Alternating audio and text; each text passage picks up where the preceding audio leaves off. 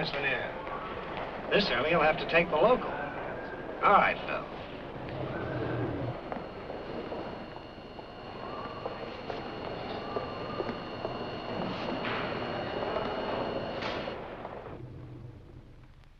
Floor executive, Miss Lanier. Thank you, Phil.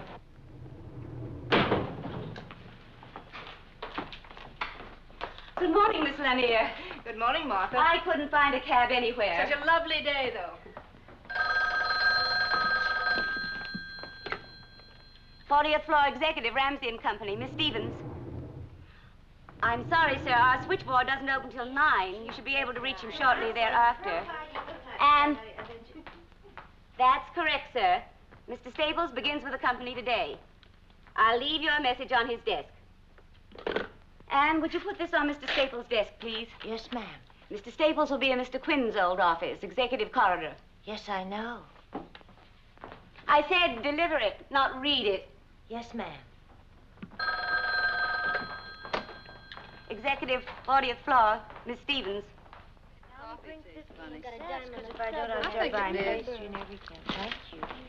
Morning. Hi. Oh, good morning, madam. I wonder if Marge is going to go to work next door. Oh, no. Well, I'm glad I don't. Not there. Maybe. Well, they really fixed up a new exec's office for him, didn't they? Very nice. A new man. Right next door to your boss. And awfully close to Mr. Ramsey. So happens that the new man, what's his name? Staples? Mm-hmm. Will be working with Mr. Briggs. That's why they have adjoining offices. Marjorie, baby, you're awfully defensive. I guess that's because you're worried about your Mr. Briggs. Run along, will you? May I have some more cream, please?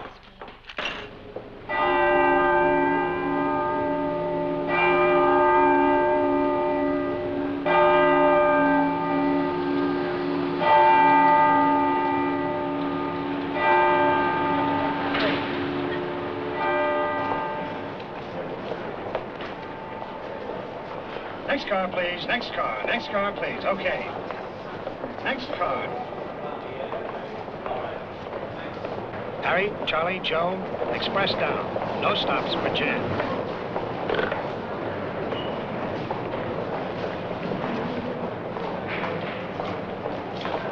Next car. Next car. Next car, please. Next car. Next car. Morning, Mr. Ramsey. Next car, please. All right.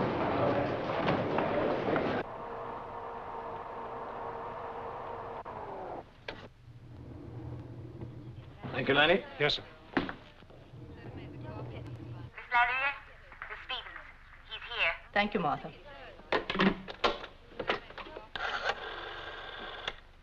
Chief Operator, please.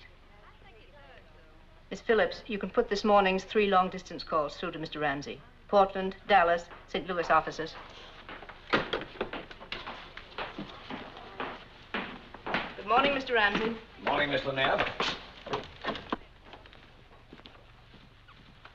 Any messages? You have calls placed for our Portland, Dallas, and St. Louis offices. Nothing else important, sir. Martin Toolin died. You said you'd wire him. Yes, you'll find a copy in my briefcase. You're right, as usual. Nothing important. I have the Portland report in my briefcase. I want it teletyped this morning to Seattle. Have someone there drive over to Portland and get it to Johnson before lunch. Then run off 20 copies, confidential mimeographing, and have them ready in time for the board meeting. I want it on the agenda. Has Mr. Staples arrived yet? Not yet, sir.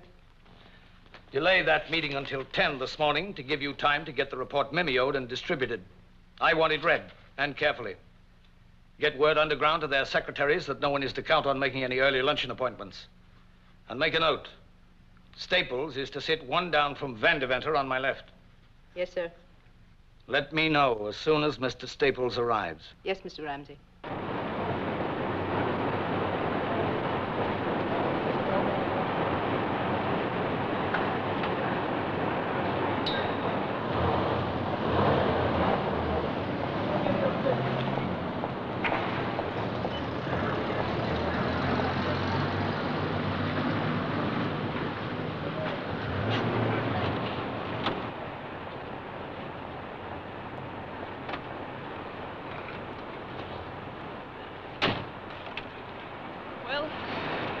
here we are. Yeah, here we are. A little different than Mansfield, isn't it?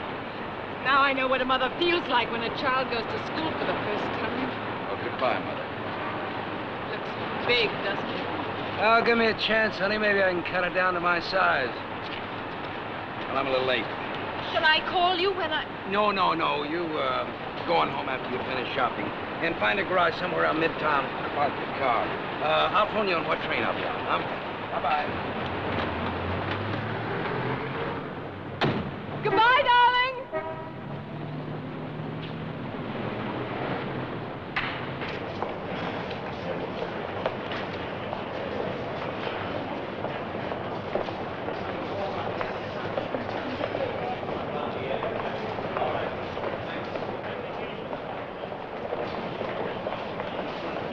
Ramsey and Company, the board said... Yes, sir. Executive or administrative? Oh, the executive, Mr. Ramsey. 40th floor, sir.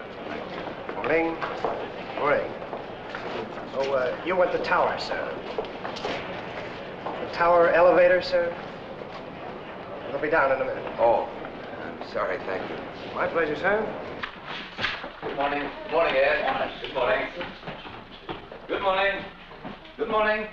Morning, Jamie. Good morning, Bill. Morning, Marge. How was the weekend? Fine. Your letters are on your desk, and the coffee cart will be here in a minute. I can use some coffee. Didn't you get any rest at all? Couldn't even take my kid to the doubleheader. Oh, what a shame. That planning report's going to be a real job, Marge. This'll be a big week for you, too, with that thing. I believe we'll try a rough first draft. Long? No longer than the telephone directory. Phew. Marge. Has Mr. Staples come in yet, Marge? No, sir. Mr. Staples? Yes. I'm Margaret Lanier, Mr. Ramsey's secretary. Oh, how do you do? Mr. Ramsey would, of course, be here to welcome you himself, but you caught him on a long-distance call. May I take you back to your office? Well, thank you very much. And on our way, I might show you some of our other departments. Have you met Miss Stevens? I introduced myself, Miss Lanier. Fine. And may I bid you my own personal welcome. We're very glad to see you. Well, that's very nice of you, thank you. Now, if you'll just come with me, Mr. Staples. Miss Stevens. Marketing and sales are below here. We have our own research department on the 40th floor. Perhaps you'd like to see that later. This is the executive corridor. Mr. Ramsey's office is that one down at the end. Then Mr. Jameson, head of purchasing. Mr. Briggs, you'll be working closely with Mr. Briggs. Mr. Van der Venter, chief engineer. And this is your office.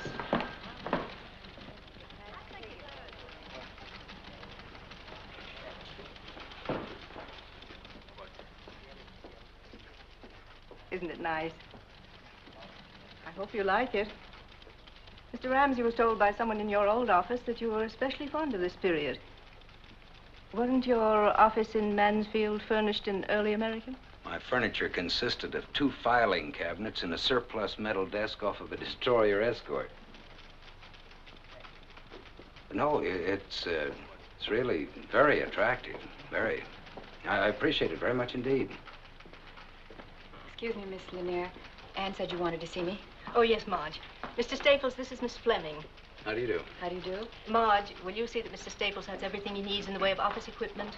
It was arranged for this morning at Mr. Briggs' suggestion. Oh, fine. I must rush now, Mr. Staples. Again, a most cordial welcome. Thank you very much. And, Marge, will you step by at my desk when you finish here, please? Yes, Miss Lanier.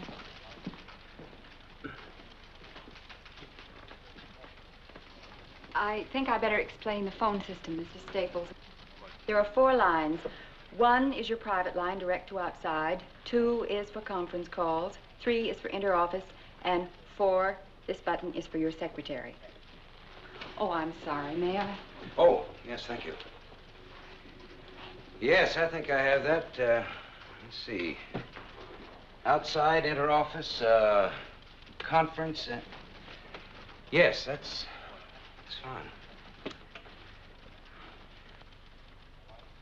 Thank heavens, this isn't early American. Busy? No, not at all. Oh, you must be, Bill Briggs, your next-door neighbor. Yes, of course. Well, I'm certainly glad to meet you, sir. I think, Mr. Ramsey told me you'd been sick, didn't he? Oh, did he? Actually, it's just a Just a pesky stomach that's been acting up on me. You just in from Mansfield? Yes, they took a house for... sit down, Mr. Briggs. Settled already? Good. I'm not trying to set myself up as a real New Yorker. Altoona, Pennsylvania, that's where I came from. My first trip home, I was wearing spats. I remember my father not being able to get over it. He says, Bill, he says, you went to New York to see the sights, and instead you become one of them. Well, we just got here Friday afternoon, so this morning Nancy insisted, my wife, she insisted on driving me to work the first morning. Well, you know the way women are. You know, you come out of a small town plant, you feel a little lost in a place like this. Well, as I was saying, you know, we walked into our house Friday afternoon. We'd never laid eyes on the place before, you know. And there it was, furnished like a magazine. Milk in the icebox, bourbon on the shelf, and... I don't know, you gotta hand it to them the way they do things around here. Yes, Miss Lanier handles all that, does a fine job. That feeling that I got driving into town this morning. Well, I got to admit, it's just a little overwhelming. Yes, and it's a pretty wonderful thing to be as young as you are and see it all spread out in front of you like a Christmas tree. You know, you think of big business, you always think of it as being very impersonal, you know? But, it's certainly not true with your Mr. Ramsey. I know what you mean. How much time did you put in Mansfield? Almost 6 years. You must have blown a bugle in Ramsey's ear out in Ohio. He brought you here in a hurry.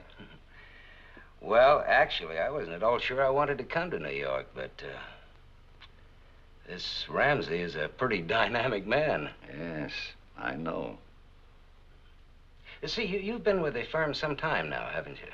Oh, maybe 40 years or so. I seem to recall Mr. Ramsey's talking about you as a production man. You're an engineer, aren't you? Yes, but from what he told me, I guess I'll be a little of everything around here. Mostly in industrial relations. Industrial relations? Matter of fact, it's been one of my specialties. We ought to get along pretty well together. I'm sure we will. Excuse me. Mr. Ramsey's called a meeting in the conference room, Mr. Briggs. Oh? Well, Fred, it's been a real pleasure meeting you. Thank you. Mr. Ramsey's expecting Mr. Staples, too. Oh. Well, then I'll go in with you if you don't mind. Not at all. I just hope Mr. Ramsey remembers hiring me. Mr. Ramsey rarely forgets anything. After you. Thank you. Staples? Yes. Hello. Fred, this is Harvey Jameson, head of purchasing. Oh, how are you? So they finally finished it. What? Oh, Fred, your office on Friday, the painters and all, it was a madhouse. Say, Bill, are you taking along Ramsey's breakdown? Oh, no, I forgot that. A couple of other things I forgot, too. Jamie, would you and Fred go along together? I'll be in a few minutes. Fine. I suppose Lanier's giving you the cook's tour. What? Oh, yes. Did he show you the conference room? Oh, yes, on the other side, yes. Mr. Briggs? What is it, Marge? I don't know. Mr. Briggs, I think I ought to resign. Resign? What are you talking about? What happened? What is it, Marge? Mr. Briggs, I've just been ordered to go over to Mr. Staples as his new secretary. Temporarily? No, I don't think so. Who gave this order? Miss Lanier, When? about 5 minutes ago. I'm supposed to break in your new secretary. They've picked a new secretary for me? Yes, I think so. It's out of the question for you to resign, Marge, to even think of resigning. You're a fine, wonderful woman and a great secretary. That's the reason they want you over with Staples. He'll need someone like you because he's new here and they want him to get into harness fast.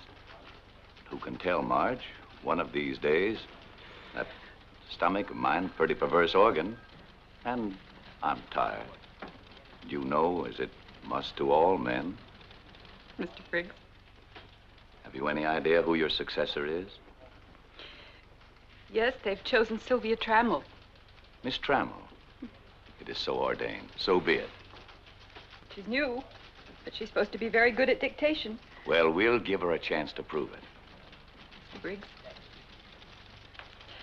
if I could only tell you what this job has meant to me, what working with you has meant to me. All right, kid. Wash up, get your money, and get out of here. And give Mr. Staples all the best you've got in you. I know you will. That's the only way you operate. I like the guy. I have a feeling he's going to carve out a career around here. Yes, sir. Everybody seems to think so. I'm sorry to keep you waiting, gentlemen. Mr. Ramsey will be with us in a moment.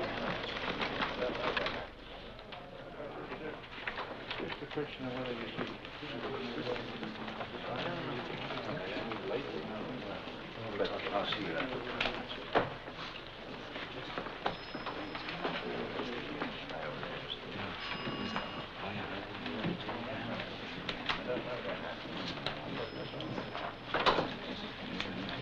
Been away, have you? Good to see you. Oh, sorry, Fred. I was held up for a few minutes. See you later, Fred. Now, where are we going to sit you? Oh, here's an empty chair. I guess you can sit right here. Mr. Staples, will you sit over there, please, right next to Mr. Van Deventer? One down for Mr. Ramsey, please. Welcome back, Bill. Feeling better? Much, thank you. A little stomach. Good. I'm glad it's cleared up. John, don't forget that contract. Can you get it through tomorrow? I think so. I have it. First, gentlemen, I'd like you to look over the memo sheet on top. Haverford Mutual had some doctors look into the matter of executive diets. Their findings showed incredible deficiencies. They've gotten up some food tables. I've had them memoed. I'd like you to look them over. As you know, it's been my feeling that a healthy executive is an efficient one. I think it not amiss now to introduce the newest member of our team, Mr. Fred Staples. He's from Mansfield, Ohio. As you all know, he was general manager of Queen City Tool and Die until we took it over. His record there was a brilliant one. He's a production engineer by training, an industrial relations man by instinct. I expect good things from him.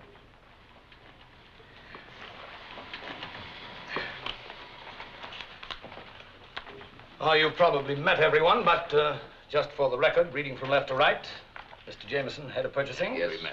Mr. Granigan, controller. Mr. Gordon, head of sales. How are you? Mr. Latham, head of service. Mr. Portier, chief of operations. Yes, nice to know you. And Mr. Van Deventer, chief engineer. How are you? Nice to see you. It's a pleasure. Oh, and of course you've met Mr. Briggs, Oh, yes. who is our vice president, assistant general manager, in charge of everything that everybody else forgets to be in charge of. Now, gentlemen, you all have before you a copy of the Williamston plant purchase prospectus.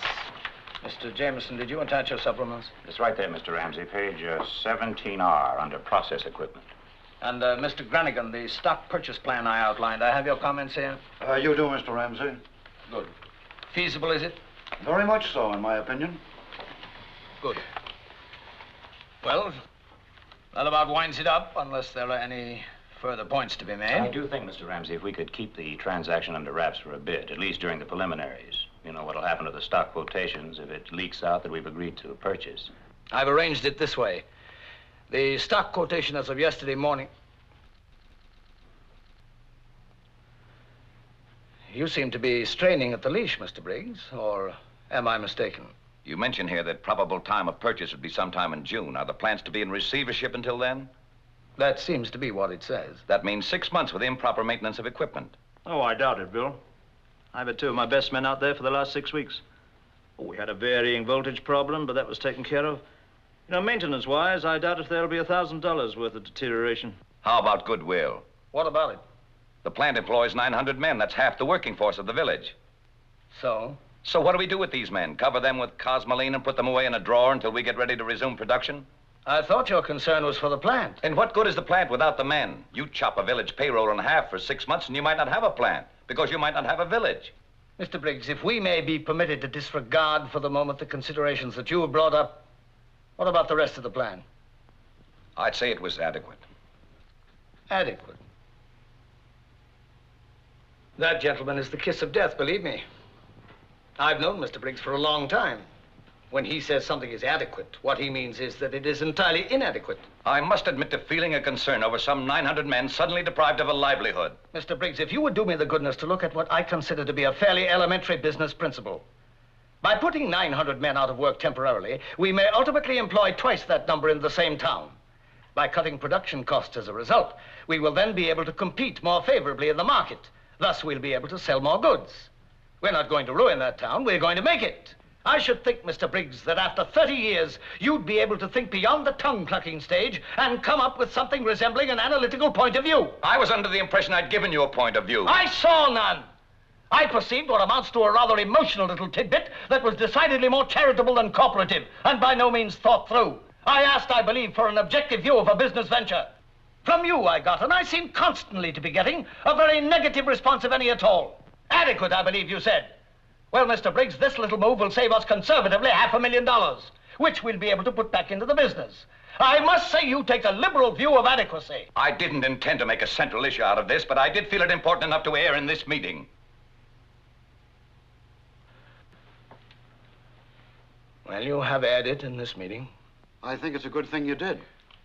But I think, Bill, we're pretty much of one mind about it now. And we may assume the matter is closed now. Mr. Briggs.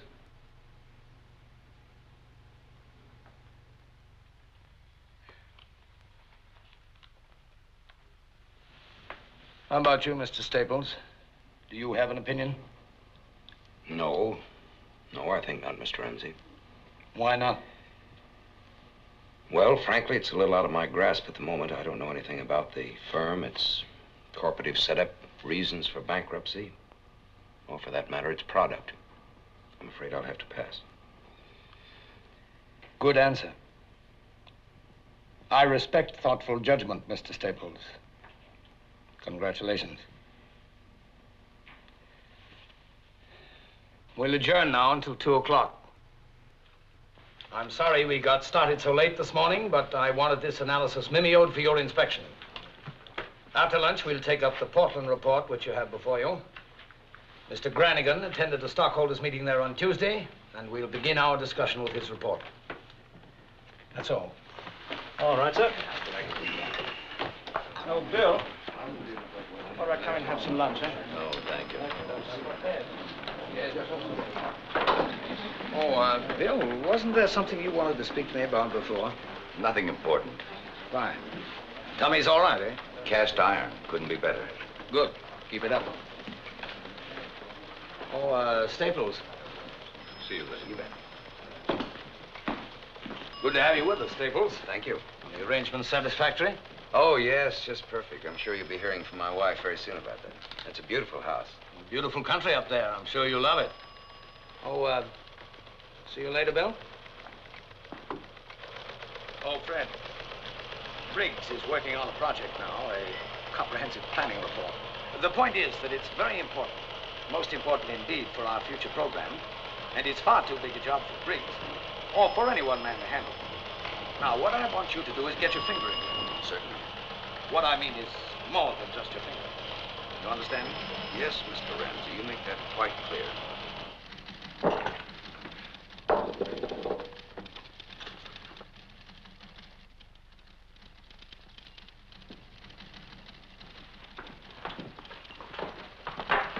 Oh, could I see you a minute, Miss Fleming?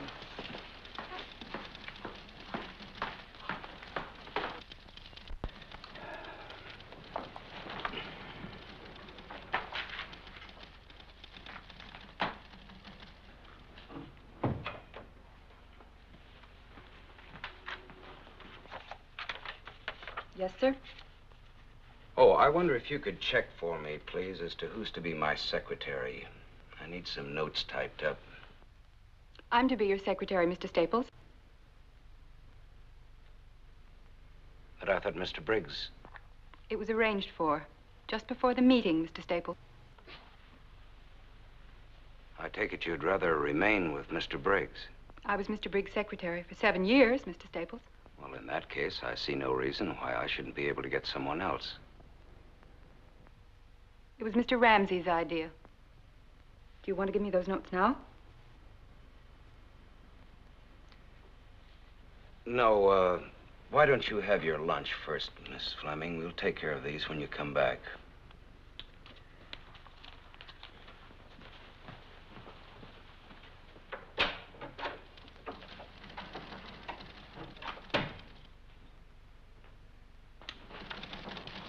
Mr. Briggs? There are some notes here that... Later, Marge. I'll do it later.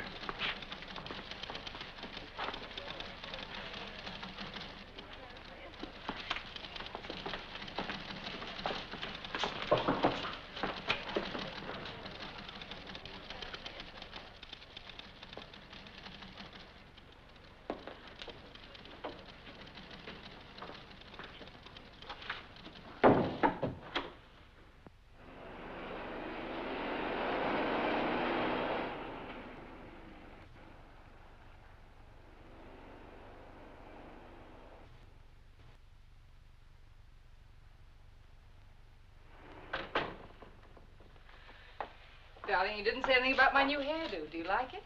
Yeah, it's lovely. Wish you could see the new dresses I bought. They're just beautiful. Where are they? Oh, they're still at the store having little things done to them. Oh, come on in the kitchen. I'll fix you a drink. Not the kitchen.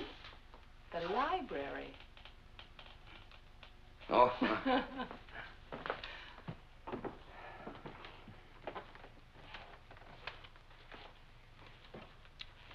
I hoped they'd have the dresses ready and have them sent over to your office this afternoon. I spoke to your secretary about it when I called. It's funny she didn't mention it. They didn't get the job done in time. She had a nice voice. What'd she like? Who? Your secretary. Oh, what you might expect. You know. What's her name? Now, to tell you the truth, I didn't get her name. Only her dimensions. All right. No, her name is Fleming. It so happens you don't have a thing in the world to worry about. She doesn't like me worth a bit. Why? Well, I guess she prefers working for a former boss. Well, then why doesn't she? I don't know, some kind of strategy at the top, I guess. That sounds funny. Yeah. Her ex-boss happens to be only one of the vice presidents, my superior, and a very nice guy to boot. Could that perhaps be a good sign? Well, you figured out. Left me a little up in the air. You know, Nancy, running a plant in Ohio is beginning to take on all the aspects of a nice, simple, uncomplicated gravy train. What happened today? Oh, nothing really. Just an impression, I guess. Sort of queer undercurrents and tensions and... Good luck.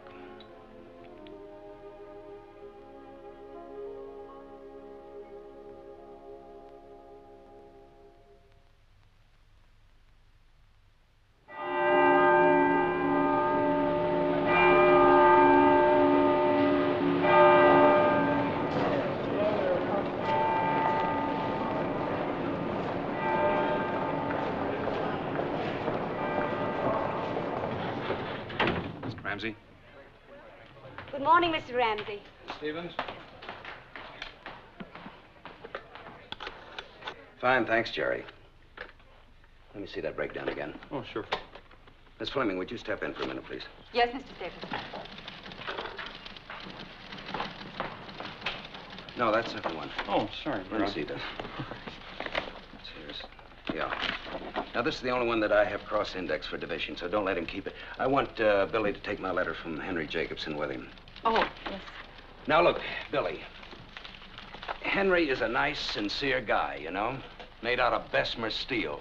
He hasn't been off of his duff since he learned how to walk. He started out stoking coke furnaces when he was 14, Was mill foreman when he was 20, and then he ended up buying the whole plant for his own 40th birthday present. So, you know what I mean. Watch out. I sure will. Give him that report, and then remember what he says. Make stenographic notes when you can, and when you can't, put it all down on paper as soon as you get out of the office. No approximations. Make it as... Yes, I know you have to go. I want to know what they're thinking. I want to know how they feel about every paragraph of that thing. And I just hope they'll open up more to you than they did to me. I'll be down there sometime next week for their decision. Okay. Mention that to them, will you? Yes, I will. Hello? Hold it, please, just a second. Have a nice trip, Billy. And be sure and call me Sunday night. Yeah, I will. Thank you very much. Thank you, Mark. Yes, Bye. put him on. Don't go away, Miss Fleming, please. Hello? Judd. Look, I'm sorry. I meant to call you right back. It's about that Atlantic States Nitrate meeting set up for October the 3rd. I'd like a delay on that. Well, I want to walk in there sure of my ground, and October's not going to give me any ground at all. Yeah, could you do that? Well, that'd be a help. November 7th? Fine. Look, I'll see you in the dining room. Okay, good. Put that on my calendar, please. Now then, where'd you get those wires off? Yes, sir. Good. Right after lunch, I want you to set up a conference call with Ramsey, Jameson, myself, with Frank Daring in Denver. Got a minute, Fred? Sorry, Marge. This is urgent. It's about that NLRB vote in Portland. What about it? Ramsey's grumbling about it. He thinks it's premature. Premature? What's he talking about? He's had that plant running on wishful thinking for 19 months now. We've got a labor problem out there all primed to explode in our face. Now, look, Bill, you better walk in his office with a great big neon sign, strike, you know? Then tell him I've got a little estimate worked out that it'll cost us conservatively $4,000 a day if that plant goes out. Oof, you know how that'll hit him. Yeah, well, you go in there and dig up the ground, and I'll follow you with a bulldozer, and we'll plow him under. No, we've got 800 big lumberjacks out there, and if they go, that'll do it big, you know. This won't be any one-week picket. This thing could go on for a year with no strain at all. You walk in there, set the charge, and I'll be in to light the fuse, huh? Fine. I'll have to call you back.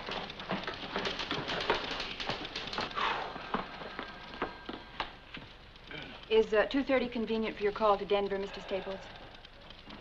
Do I have anything else on? I got another problem out here, if you can spare a minute. Wow, Paul, how are you, partner? Mr. Staples, that gun. Oh, you got it. You like it? You try it out yet? Try it yet. 30 seconds from the time he read Winchester double barrel on the box, he was sighting it. Well, how about going out for a little skeet shooting on Sunday? Give it a try, huh? Wonderful. Can I, Dad? He's all yours, Fred. He's a little too strenuous for me. Mr. Staples doesn't get tired like you do, Dad. I don't get tired. He was an All-American. Well, it was just terrific, so I had to stop by and thank you. You forget it. Well, so long. I'll see you outside. Real thoughtful of you, Fred. It's my pleasure, Bill. Hello, Mr. Ramsey. How are you, Paul? Still taking your vitamins, are you? I guess so, sir. Fine, fine. Keep it up. Excuse me, Mr. Staples. Oh, man, I'm tired. I've made arrangements for your call to Denver, Mr. Staples. If I could go over one paragraph... No, I think I'll knock that off after lunch, if you don't mind, Miss Fleming. All right, Mr. Staples. Oh, drink it here. Relax a minute. Thank you. I will.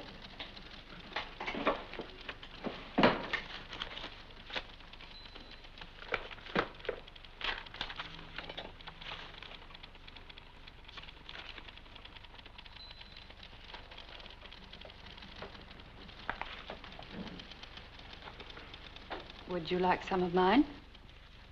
Yes, thank you. As a matter of fact, I would. No, that's plenty, thank you.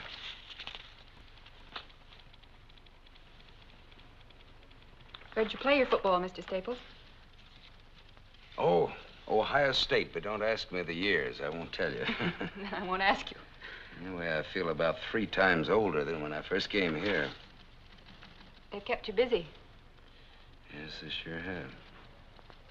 You've done very well. You fitted in quickly. Thank you. You know, I think that's the first out-and-out friendly thing you've said to me. I think you resent me a little, don't you, Miss Fleming? I don't know why you should... Well, it's just a feeling that I've gotten from time to time. You work with a man for a long time, a fine man. You become part of him. You identify yourself with him. Then along comes the new man. I like Bill Briggs. I like him a lot. I have from the first. If I have done or said anything that could... No, of course not. Because I must say you've been very fair. But 7 years isn't a day. I owe a lot to Mr. Briggs. Mr. Briggs is the last of the original bunch around here, the people who really started this business. That's not easy to be the last of the original bunch. I know. He's not well. He has a bad heart. And an ulcer. I guess that's just about par for the executive course, isn't it? Well, I guess I've always been a field man. I haven't been an executive long enough to find that out for myself. But you're a good one. I think you're a very good executive. You admit mistakes. You don't pass the buck. You're a lot like Mr. Briggs that way. I take that as a very nice compliment. I mean it. Mr. Briggs's only trouble is that he could never be a yes man, not even to Mr. Ramsey himself. He always has to speak his mind. And Mr. Ramsey doesn't like his judgment questioned. You either go along or you get off. Bill Briggs never got off. No, he never did. But maybe he's about to be pushed.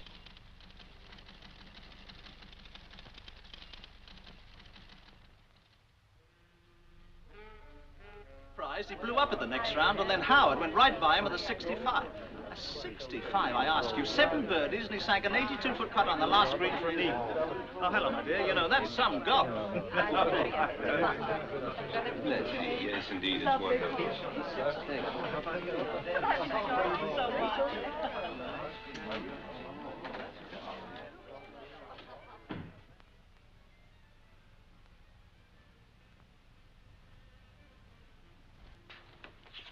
The coffee will be ready in just a little while.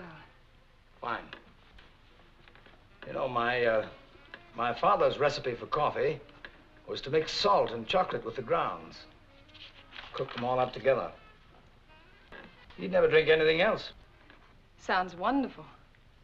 They serve it at a small downtown restaurant I eat at occasionally. I must remember to mention it to Fred. You said he was a confirmed coffee drinker? Dedicated. Fine. He's quite a young man, this husband of yours. Have you had a chance to read much of the report? Of course, it isn't finished yet, Well, but... thank you for letting me see this much. Not according to Miss Post, I suppose, at a dinner party, but it makes me extremely proud of my judgment. So happy. He's been worried about it, and... Nancy. Will you excuse me?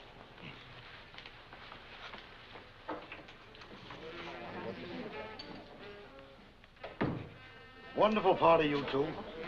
Makes me think I should get married. Oh, don't do anything as drastic as that. Wonderful having you, Ed. Come again soon. Will you try keeping me away? I'll see you at the office tomorrow, Fred. Yes, bright and early. Good night. Ah, Jamie, you don't have to go yet. Stick around a while. It's early. Of course, I'd love to stay all night, however. We're going home. Can't get him out of here, Nancy. Usually he leaves office parties as soon as the canapes are passed. I thought everybody behaved very well. I thought so. You gotta give them credit for that. Not again. I was beginning to like off. Will you come over and see us? Certainly. Come over during the day? You know, nowadays, Jamie never gets home at all. I think we wives ought to form a union. You're right, we Good should. night, dear. Good night. Bye-bye. Good night.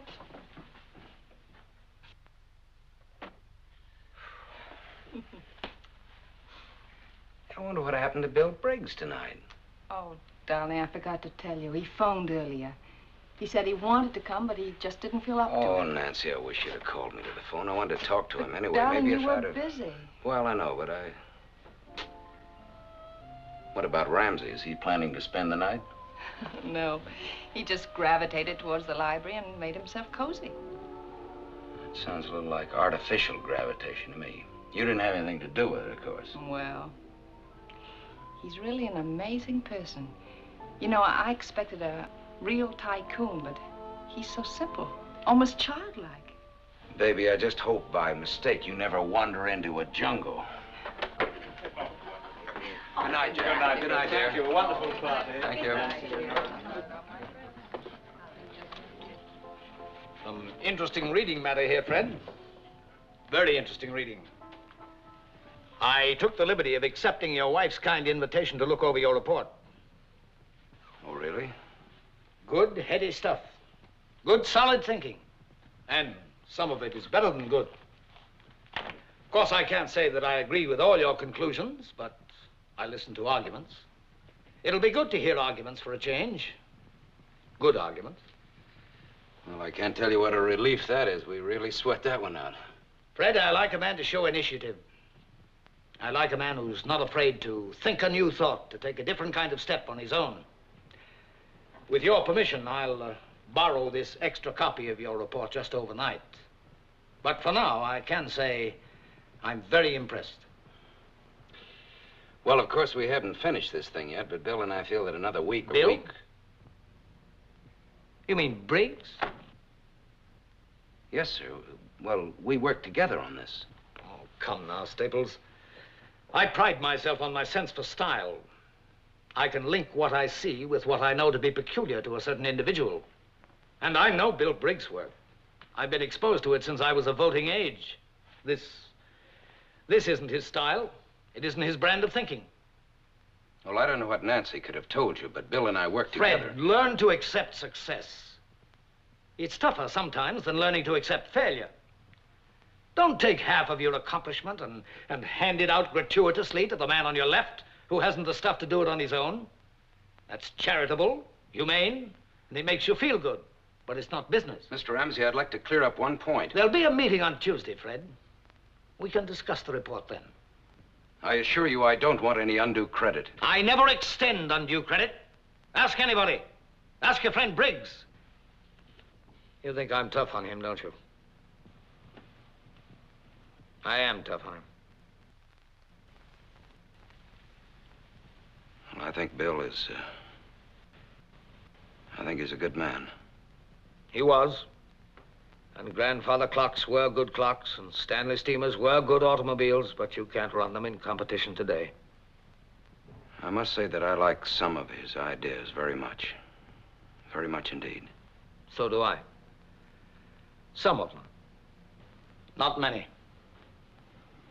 Still, a man with Bill's experience and... I don't know, I think he'd be very hard to replace. I'll see if that coffee's ready. Are you serious, Fred? Briggs would be hard to replace? Do you honestly think that? Then why do you think I brought you on here from Mansfield on such short notice? Do you think that was a whim? Is that what you think? Fred, you're Briggs' replacement. I thought you understood that. I'm expecting his resignation. I don't like to prolong these things. They're unpleasant and personal no matter what tack you use. And under no circumstances could I or would I undertake to fire him.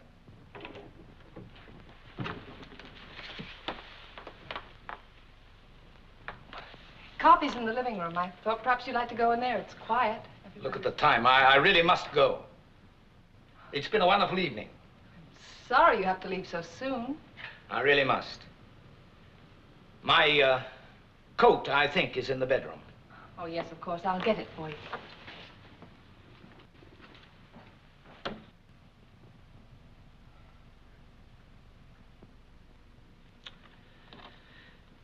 May I make a suggestion? Mr. Ramsey, I don't want to seem ungrateful. I'm not looking for gratitude. You can't run a business on thank you notes. That's Briggs' trouble. And God forgive me, that was my father's trouble, too. This incredible conception of a huge industry being run like a soup kitchen, like a welfare comfort station. I know what the old-timers think of me. I've grown up getting stared at by a lot of tongue-clucking old fogies who find me ruthless. Kind of people who represent everything that might have kept our business from growing to anything like its present size. This stupid black and white idea that honesty and fair profit are incompatible. I just happen to feel that the atmosphere of a large corporation cannot be constantly cathedral-like.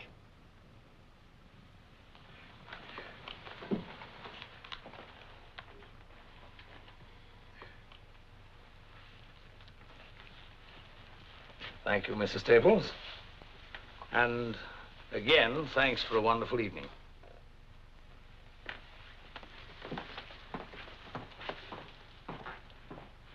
I'll see you in the morning, friend.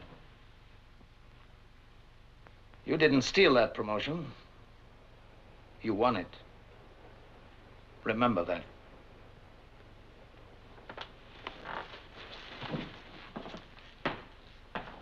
Good night, Mr. Ramsey. Hope you'll come soon again. Thank you, Nancy. I hope I'll be able to. Good night.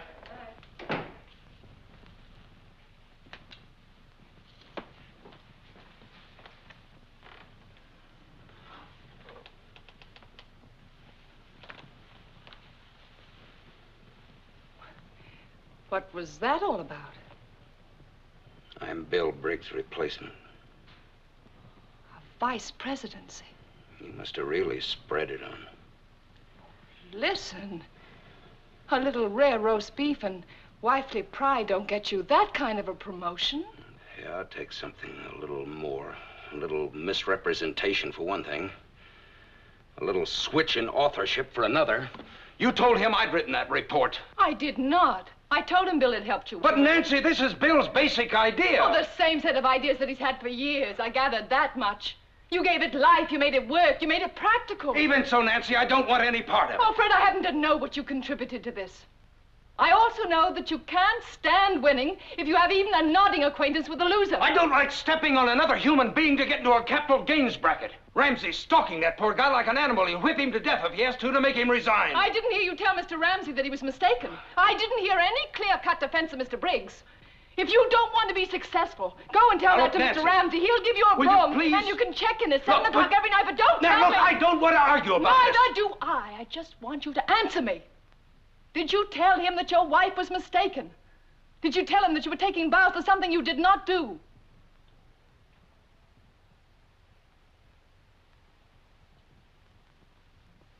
No. No, I didn't.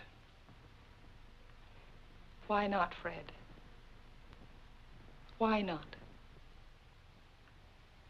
Because I want the job. Thank you for a straight and honest answer. Now I think we can both sleep tonight.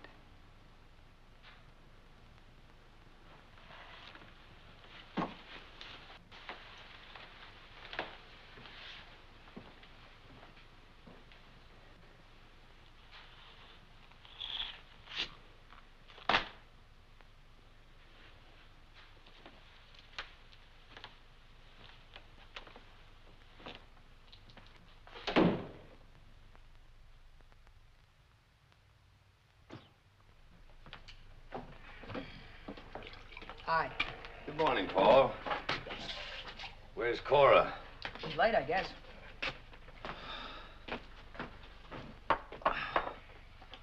Aren't you going to be late for school? It's only 8:10. I've still got 6 minutes. You've got it figured out to a science, haven't you? I've just got it figured to how far I have to go and how long it's going to take me. Well, if you found that out, you've found out a lot. Thanks for breakfast. You worked late again last night. Yeah, no rest for the weary. You haven't got it down to a science yet, have you, Dad? What? How far you have to go and how long it'll take you? What's the matter, Paul?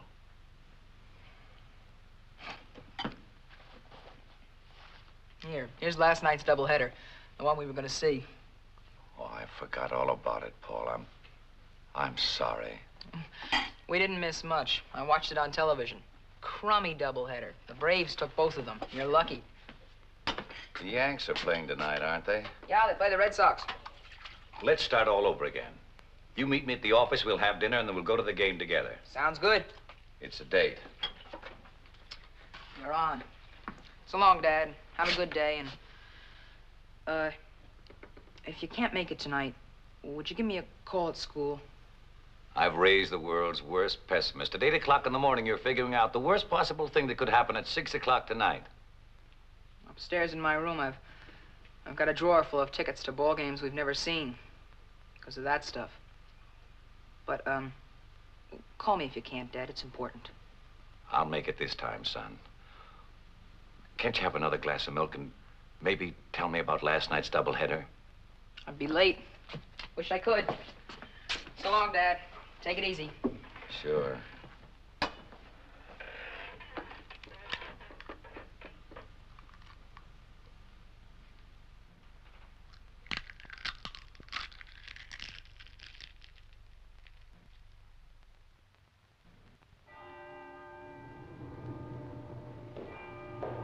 Good evening, Mr. Staples. Good evening, Sally.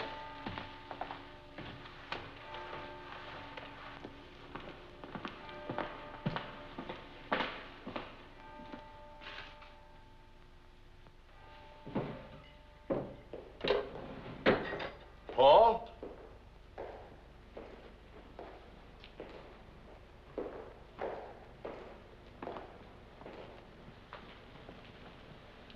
Hi, Bill. Hi, Fred. I thought it was my son. He's gonna pick me up. Got time for a cigarette? Sure. What are you doing here? I thought you were going to the ball game. I've had a miserable headache since dinner. So I sent Paul on to see the game alone. He's gonna pick me up. How long you been here? A couple of hours, I guess. Can I get you an aspirin or something? Oh, no. It's much better now. Anyway, it gave me a chance to look over the supplements you did for the report. I think Ramsey's right, Fred. You may be an engineer by diploma, but you're a crackerjack industrial planner by instinct or something. Coming from you, Bill, that sounds real good. No question about it. Some of your suggestions were great, Fred. Really great. I've incorporated them verbatim. I like your approach, Fred. You think of people in terms of the human factor, not just logistically. Something I've never been able to make Ramsey understand. Anyway, now he can't complain I turn in the same report every year. He won't be able to say that this year. Join me, Fred? No thanks, Bill. I've got to pick Nancy up for supper and that long drive home, you know. I don't know. Maybe I'm just getting old. I used to be pretty tough. Still tough, I guess. But every now and then I get tired.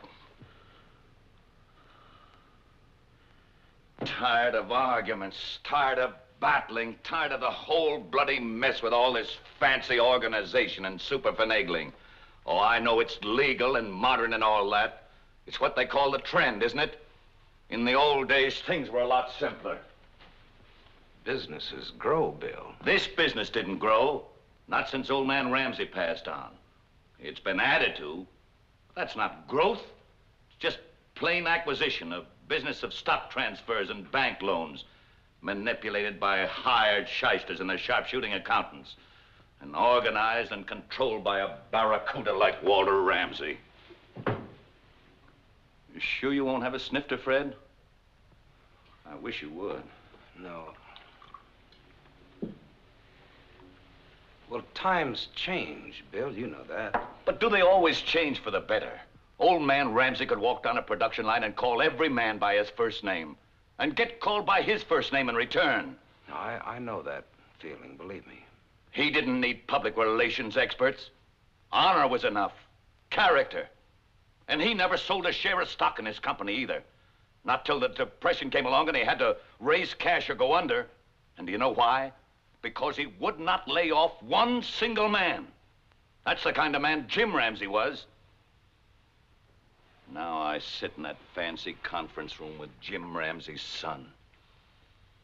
I sit there and I see all the old man's principles, all his beliefs, every single thing holy to him, jobbed off by this spindly little financial wizard, this wall-eyed, ice Coated little rooster who knows more about debentures than he does about the human heart. Bill. I'm all right. Take it easy. I'm all right. You're going to work yourself up. All right. Sit down, friend. Sit down quietly and be a nice, sympathetic friend and associate. I'm wondering if you're as good a human being as you are an industrial relations man. He doesn't like you, does he? No. Bill, has it ever occurred to you to resign? Of course it has. 1,000 times. Why don't you? What? Resign. You can't take the chance of letting this man fire you. On our level, you don't get fired. You know that. After 30 years of productive work, they can't say to a man like me, all right, now get out. They just can't do that. So what do? They create a situation. A situation you can't work in and finally that you can't live in. Where there's tension, abuse, small humiliations. It all starts out on a scale so subtle, so microscopic, that at first you can't really believe it's happening at all. But gradually the thing begins to take shape. The pieces fit together, all the little bits, and it becomes unmistakable. They chip away at your pride, your security, till you begin to have doubts, and then fears. Ramsey. He wants me to resign. He wants me to get my cross so full that I'll be miserable enough to do just that. But you take it. Yes, I take it. Why? The bigger the job, the more desperately you try to hang on. Why? Why? Why do you take it? Why don't you quit? Quit? Yes, quit. Get out of it. Chuck it. You'd have your pension, your peace of mind. No. You know Ramsey's gonna go on hounding you until he makes you quit. Never. You'll never make me quit.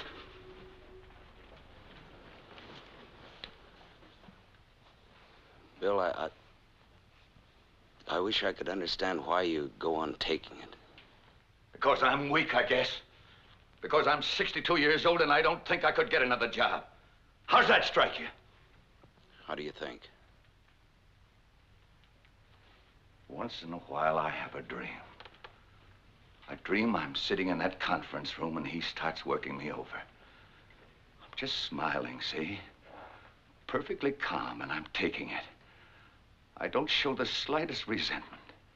And then without any change of expression, I get up out of my chair and I walk over to him. And I say, Ramsey. Bill.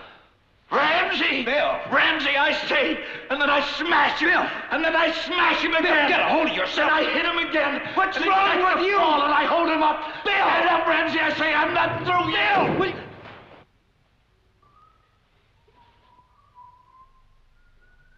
It's the kid.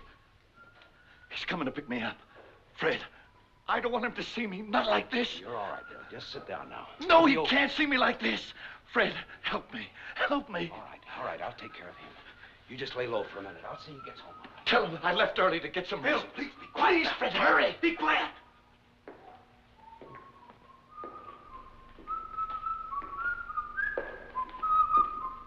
Oh, it's me, Paul.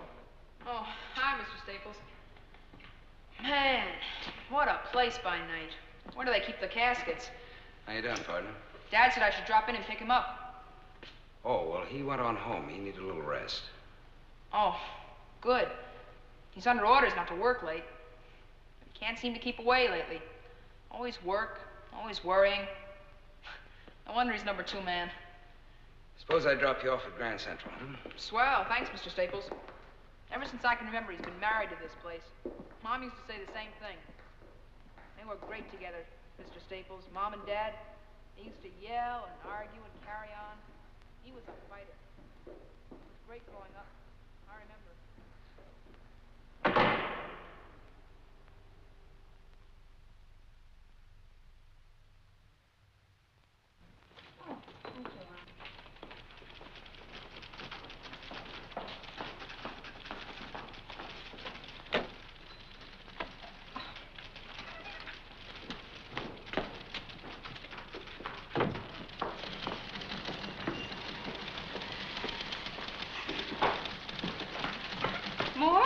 another bundle in the truck.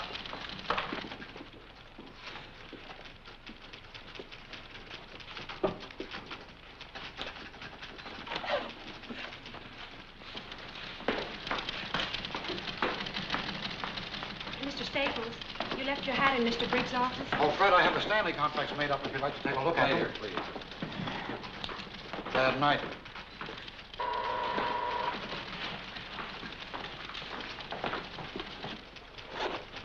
Yes, Mr. Staples? Now, this is the proposals report. Give that to Miss Lanier for confidential memoing.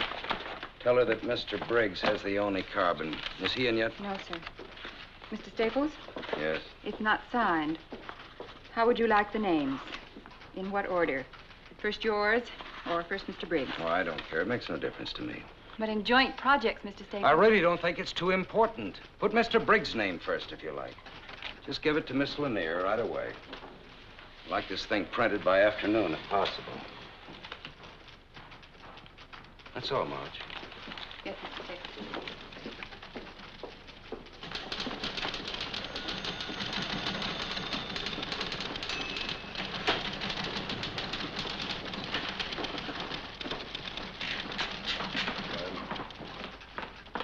Yes, Marge, dear, what is it? The proposals report. Would you sign it so it can be printed? Oh, would you? Just a moment, please. Marge, will you please take it into Mr. Ramsey? He asked to see it first. Hello? Oh, yes, good morning. Is that the report? Yes, sir. Miss Lanier said you wanted to see it. Yes, I do. Who signed this? I wrote the title page. Mr. Staples suggested I sign it.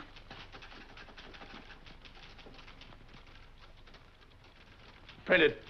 I'm sure that if Mr. Staples knew... Print it, Miss Fleming.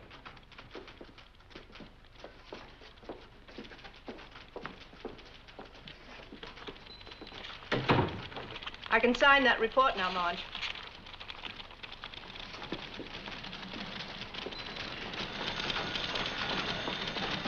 Now, we meet with Ramsey in 20 minutes. Under the conditions and in the time we got left, it's the best plan I can devise, and it's the only one ready, so you fellas have got to go along. There's nothing wrong with the Marge, plan, Bill.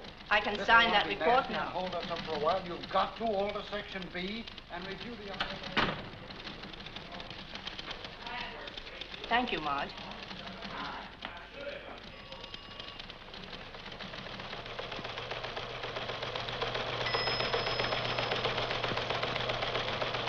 The major projects during the period of aforementioned being the Huber Petroleum Refinery, the Sterling Cast Airs Refinery, the Chatham Nickel Smelter Company, the Henderson Valley Dam, the Swing Carbon Steam Plant, and the New England Canadian Natural Gas Pipeline.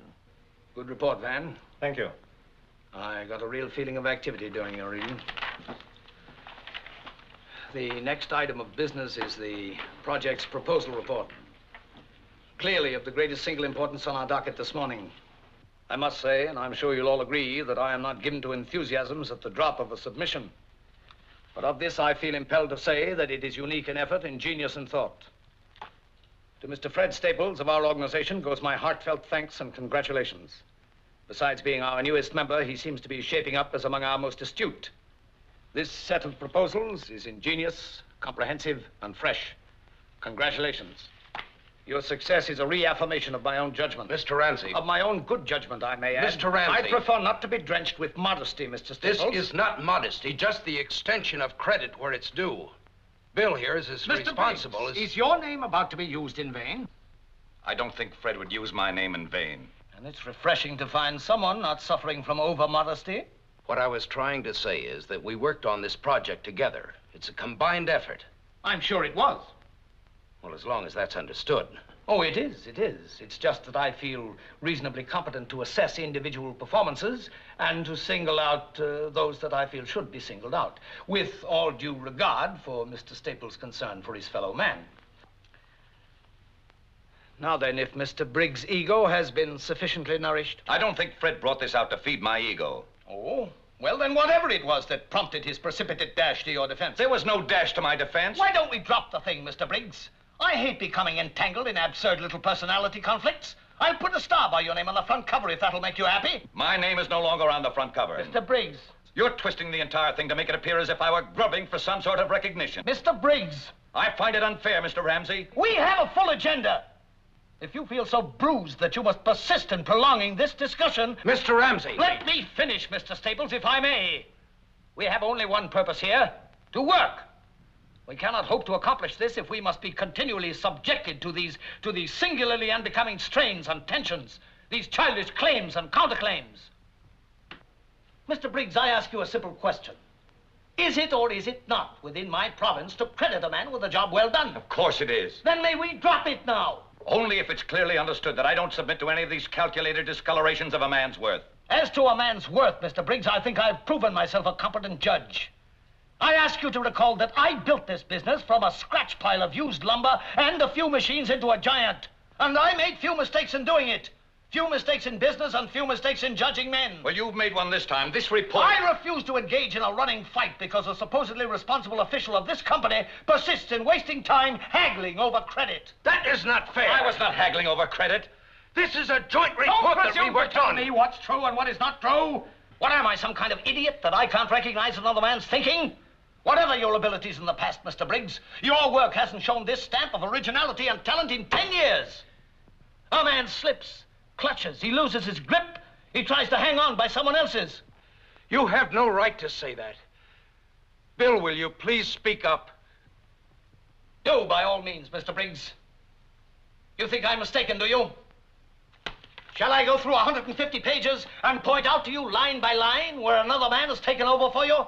Has had to take over for you? And I can point out sections of this report that I never had to touch. Had to, Mr. Staples? Of course you can. Let me show them to you. I've seen them submitted year after year. Principles and precepts for better business. Mr. Briggs' yearly platitudes. But you translated his unworkable, well-intentioned philosophy into tough business procedure. You make it work. Ramsey! Mr. Briggs, I will not tolerate insubordination on any level. And if anyone here finds that intolerable, he has the God-given right to offer his resignation.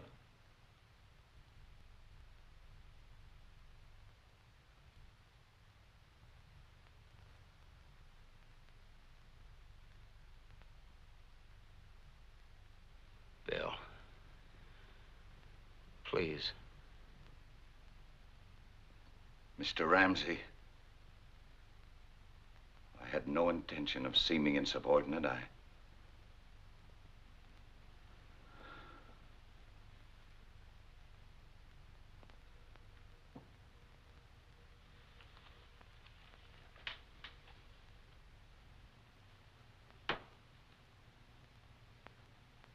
Meeting is adjourned.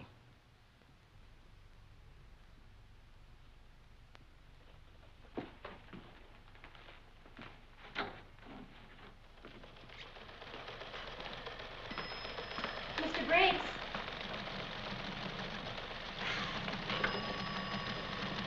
Mr. Briggs.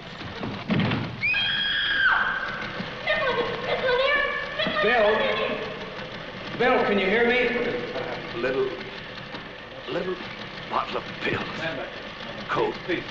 Office. Get some water. Yeah. Brannigan, get an ambulance. I've called Dr. Blake. Don't move him. Fred, he's still giving orders. Do me a favor, Fred. What, Bill? Tell him. Go to...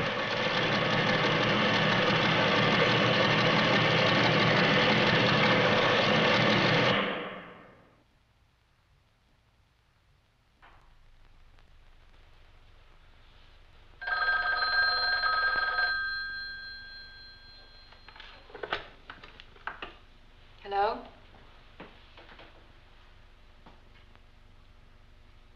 Thank you, Mr. Staples. 5 minutes ago.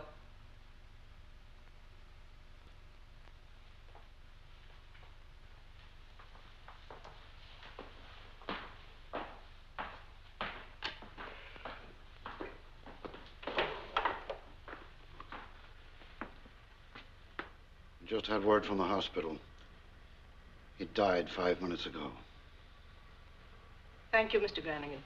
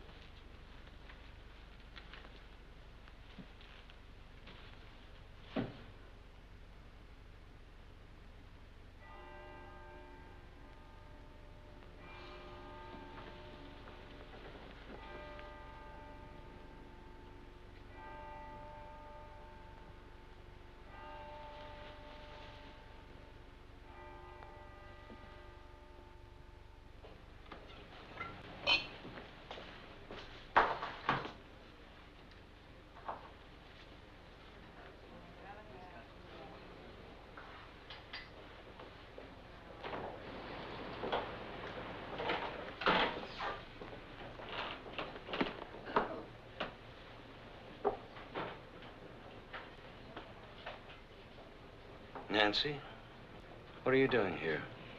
I called your office. Then there wasn't any train, so I drove here. How did you know where to find me? They told me at the hospital. Does Paul know? Yes, he's with Bill's sister. He's all right. Did you have something, miss? Have you had anything to eat? Hmm? Have you eaten anything?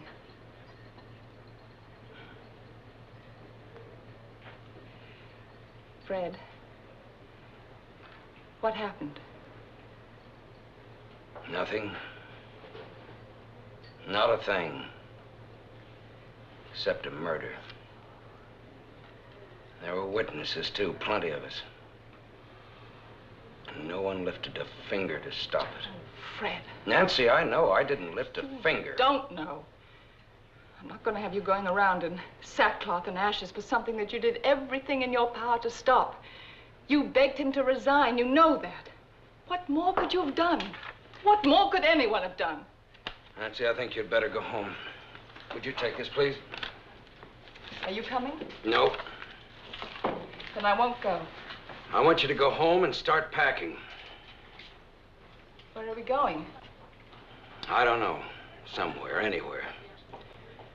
Just away. There's an awful stink in this town, and we're gonna get away from it.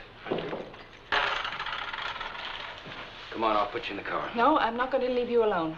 Nancy, I want you to go home, please. No, I'm not going tonight. Tomorrow I'll do anything you ask. I'll pack. I'll go anywhere you ask, but not tonight. Not in the state you're in. Now, look, there's something I've got to do. Fine. Then we'll do it together.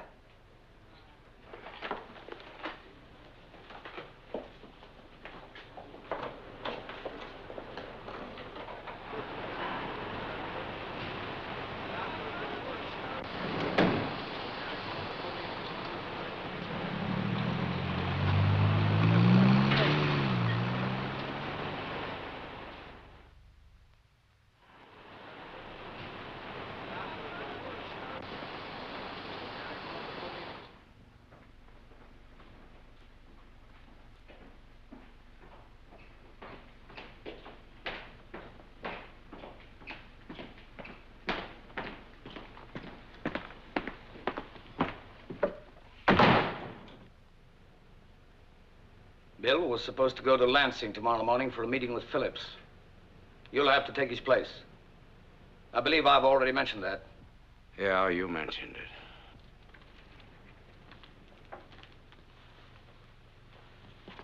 You leave on flight number 116, 832 from LaGuardia.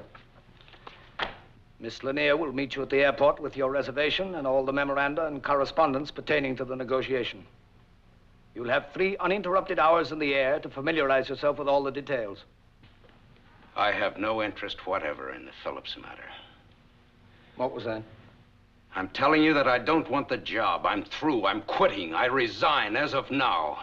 Why? Because I hate your guts. You used Bill Briggs for a whipping boy. You made him knuckle under and then you beat him to death. You wouldn't try anything like that with me because I'd kill you first.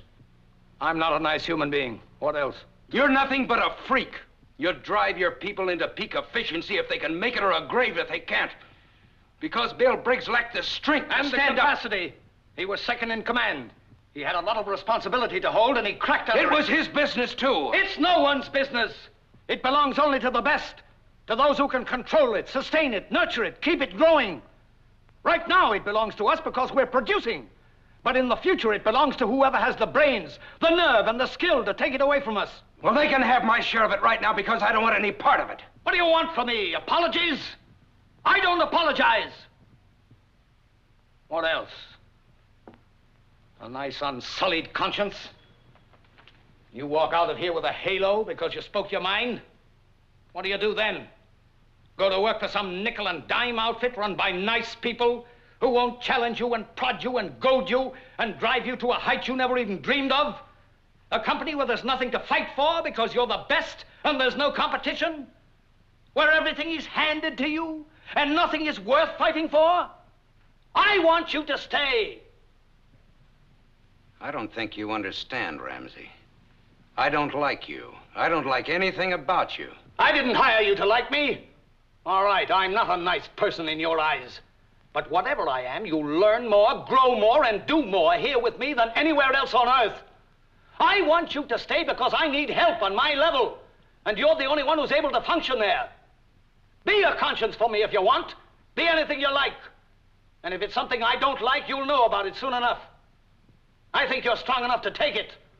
And if not, I think you're strong enough to get out. Name your terms. All terms are negotiable. I don't think so. Not mine. All right.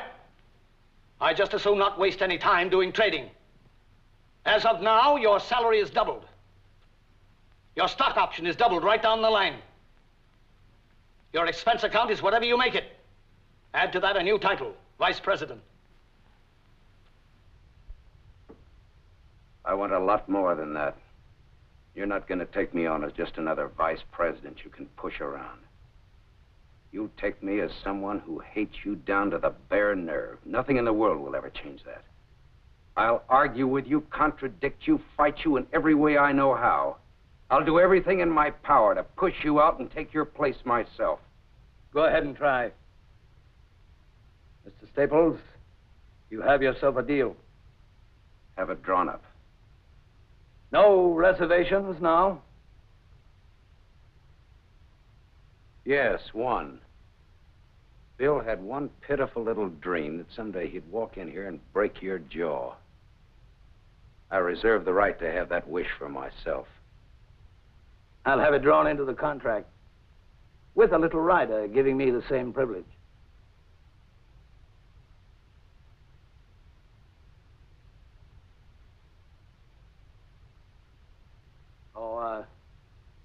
Staples, you'll be pleased to know that Bill Briggs' boy is being taken care of. Will that let you sleep better tonight?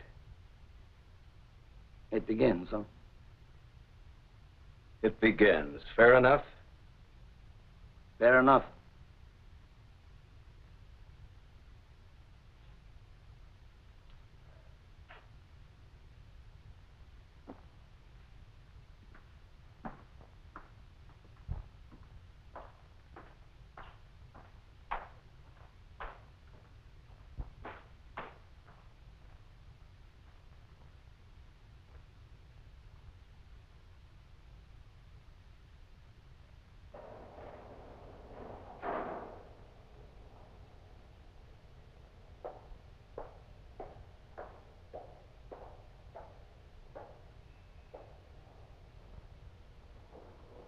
Do we pack?